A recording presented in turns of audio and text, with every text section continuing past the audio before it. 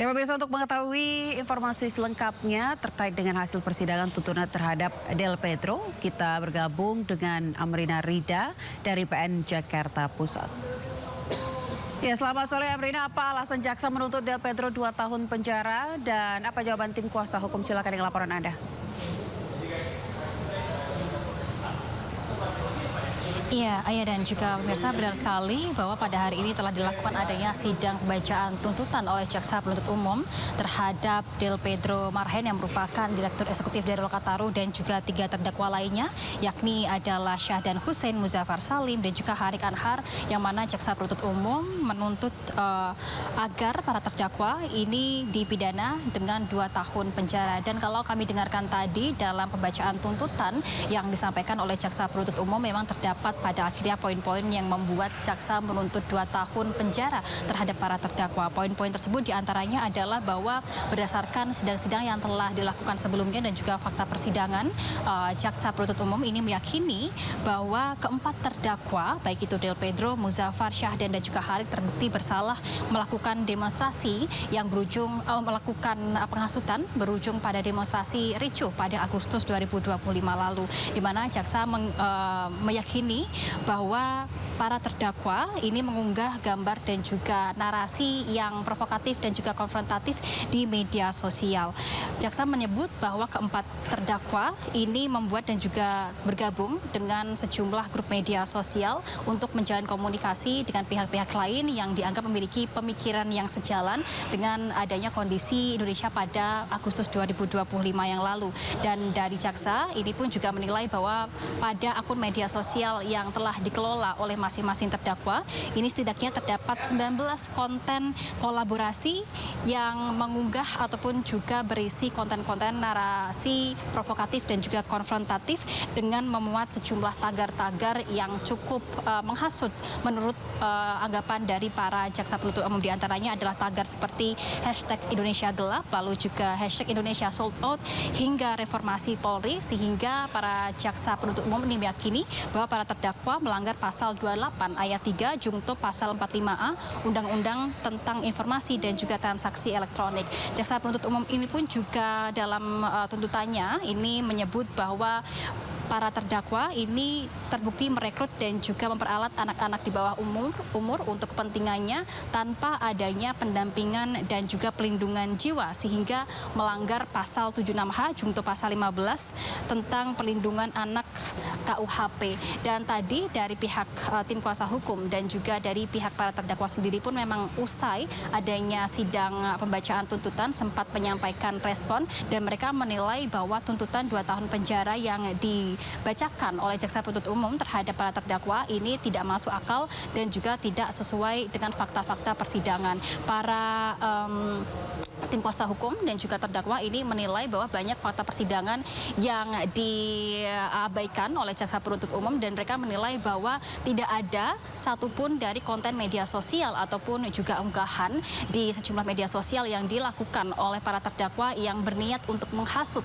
di mana mereka menilai bahwa unggahan yang mereka lakukan ini hanyalah bentuk kekecewaan terhadap pemerintah pada Agustus 2025 yang lalu. Tadi para tim kuasa hukum dan juga terdakwa menyebut nantinya akan menyampaikan nota pembelaan dalam sidang pledoi yang akan disampaikan pada 2 Maret ataupun juga hari Senin mendatang, yang mana kita ketahui sendiri juga nanti usai ada sidang pledoi akan ada tahapan lainnya, yang mana dari pihak majelis hakim memutuskan nanti untuk sidang vonis ataupun juga sidang putusan akan dilakukan pada tanggal 4 Maret ataupun juga pada hari Jumat mendatang. Tentunya kita akan nantikan bagaimana proses berlangsungnya sidang ini hingga nanti sidang vonis yang akan berlangsung pada Jumat pekan nanti. Sebenarnya demikian, kembali ke Anda, Ayah.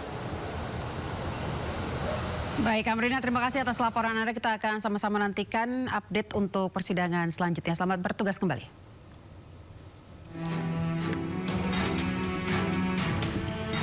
Wakil Menteri Dalam Negeri Bima Arya menegur Gubernur Kalimantan Timur Rudy Masyud yang melakukan pengadaan mobil senilai 8,5 miliar rupiah. Bima Arya meminta sebaiknya Rudy Masyud tidak perlu membeli mobil dengan harga berlebihan. Sebelumnya, pengadaan mobil dinas senilai 8,5 miliar rupiah di tengah kebijakan efisiensi anggaran memicu sorotan publik di Kalimantan Timur.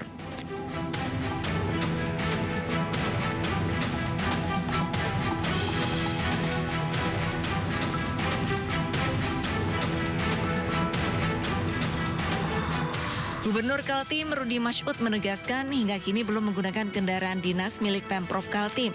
Ia mengaku masih menggunakan mobil pribadi saat beraktivitas. Ia pun menyebut pengadaan dilakukan sesuai aturan untuk menjaga marwah Kaltim. Sampai hari ini, Pemprov Kaltim belum menyediakan kami mobil untuk di Kalimantan Timur. Jadi tidak ada mobilnya. Mobil yang ada hari ini adalah mobil pribadi kami pergunakan. Mobil kami tadi sayang tidak tampilkan di sini, hancur semuanya. Tapi nggak ada masalah, ini untuk masyarakat Kalimantan Timur. Mobil Pemprov Kaltim itu baru tersedia yang ada di Jakarta.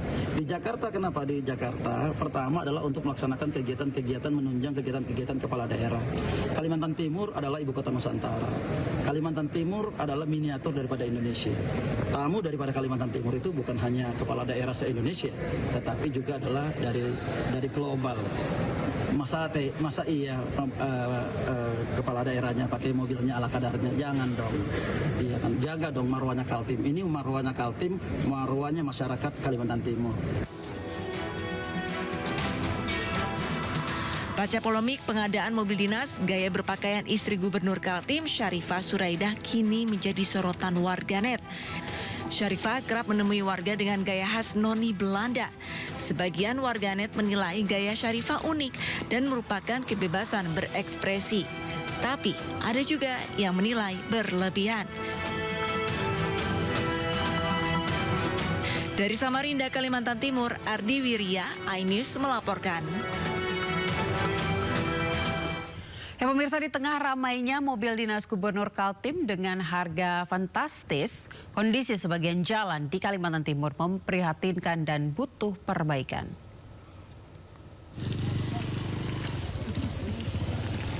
Ya, salah satunya di wilayah Bentian Besar, Kabupaten Kutai Barat, Kalimantan Timur. Jalan utama yang menjadi penghubung antar provinsi antara Kalimantan Timur dan Kalimantan Tengah mengalami kerusakan dan menghambat aktivitas warga. Berdasarkan data Ditjen Bina Marga Kementerian Pekerjaan Umum dan Perumahan Rakyat, terungkap bahwa Kalimantan Tengah dan Kalimantan Timur memiliki jalan nasional rusak terparah se-Indonesia. Namun menurut Sekretaris Daerah Provinsi Kalimantan Timur Sri Wahyuni, mobil yang dibeli tersebut justru untuk memudahkan tugas gubernur saat melihat dan melintasi medan sulit di Kalimantan Timur.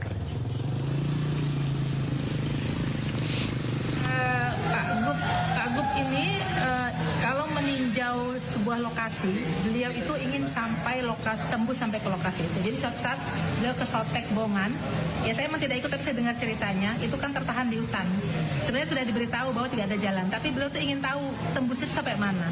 Kalau masyarakat tembus itu beliau juga ingin sampai di situ. Nah waktu itu kan trouble, saya juga pernah satu kunjungan, beliau harus ganti mobil karena medannya tidak memungkinkan. Nah itu saya mengira itu mungkin yang menjadi pertimbangan beliau. Jadi harusnya memang kendaraan kepala daerah itu bisa menembus medan Kaltim di medan apa saja. Jadi maksudnya ketika beliau akan memutuskan, oke, jalan ini akan kita support. Tapi bagaimana sih kondisinya, sampai mana sih, apa aja sih yang ada di jalan itu? Ya kan, karena ini terkait dengan membuka ekonomi baru bagi Kaltim, karena itu yang merupakan konektivitas antar provinsi. Kan beliau berpikirnya bukan untuk sekarang, untuk nanti kalau itu dibuka berarti dari wilayah mana aja langsung Kaltara sudah menunggu, IKN sudah menunggu. Nah karena berapa kali terjebak itu, makanya keinginannya sebenarnya itu. Jadi bagaimana kepala daerah itu bisa menembus, tidak ini nggak bisa lalu nggak lewat gitu. Padahal kan justru kalau tahu kondisi bisa mengambil kebijakan ya, terkait dengan infrastruktur itu, gitu ya. Tapi jenis mobilnya emang yang spek